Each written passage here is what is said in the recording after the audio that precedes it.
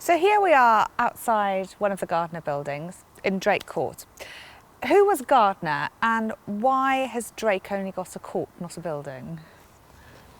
Gardiner was the Chancellor of the university, and before then, in the 1970s, before then he'd been Lord Chancellor under the Labour government.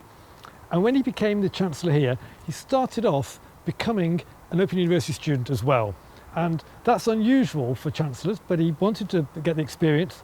And then, a few years later, the IRA tried to blow him up, which was also of interest, not only to him, but also because at that time, many prisoners in the maze in Northern Ireland were studying with the Open University. Not just Republicans, but also Unionists.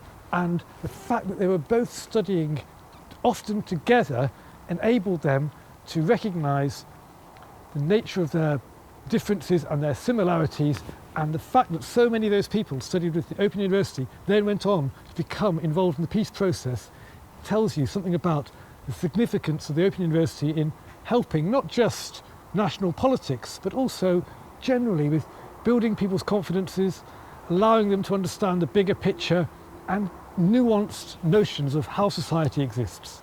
And whilst the Open University still has a committed way of providing education to prisoners, the things that you're talking about there strike me as being quite common to many OU students, having that idea of perhaps being isolated, perhaps having a difficult start in life and finding it difficult maybe to find time and the energy and commitment to their studies. Absolutely. I think that's the significant thing, is that the prisoner students in some ways are like many other students.